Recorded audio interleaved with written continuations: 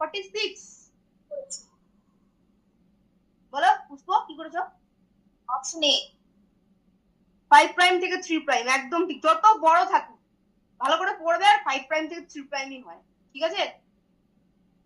আচ্ছা, পুষ্পর পরে রয়েছে শ্রেয়া বিশ্বাস। শ্রেয়া বলো, প্রোক্যারিওটিক কোষে জিনের রেগুলেশন ঘটে ড্যাশ দশায়, বলো শ্রেয়া। তারপরে কিন্তু দিশা। ম্যাম এটা ট্রান্সক্রিপশন করেছি। আচ্ছা, তুমি করেছো এটা হচ্ছে ট্রান্সক্রিপশন, একদমই ঠিক করেছো। প্রোক্যারিওটিক কোষে জিনের রেগুলেশন ঘটে ট্রান্সক্রিপশন দশা। তারপরে হচ্ছে দিশা, একটি রেস্ট্রিকশন এন্ডোনিউক্লিয়াস এনজাইমের উদাহরণ বলো। আচ্ছা, দিশার পরে হচ্ছে শ্রেয়া।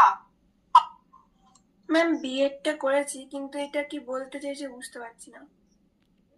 একটি রেস্ট্রিকশন এন্ডোনিউক্লিয়াস এনজাইমের উদাহরণ, মানে একটা রেস্ট্রিকশন এন্ডোনিউক্লিয়াস এনজাইম কি হবে? বইয়ে পড়েছিলাম, তখন বিতে পড়েছিলাম, ওই ইকোরি যেটা লেখা আছে। বলো একদম, মানে যেটা তোমার মনে হচ্ছে। ইকোরি বলে যেটা লেখা আছে বিএডটা।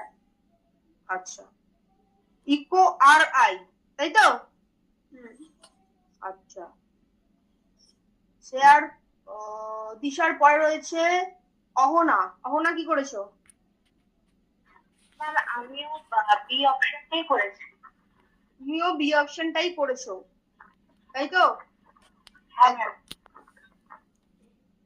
এটা হচ্ছে একদমই ঠিক, ইকো আর আই। এটা এখানে দিয়েছে, বাট এটা হচ্ছে বায়োটেকনোলজিতে চ্যাপ্টার যখন আমরা পড়বো এইটাকে আমরা পড়বো, ঠিক আছে।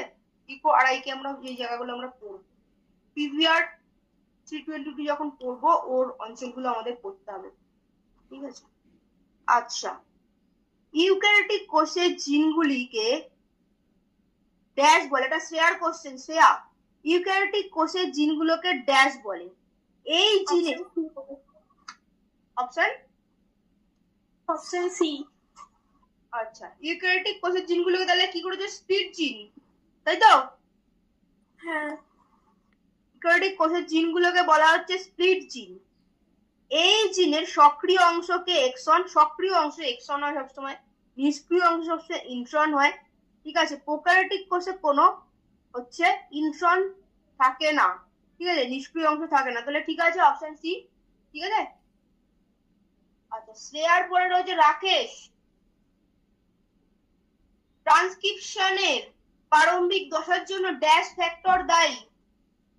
Ma'am option A sigma factor. আচ্ছা, রাকেশ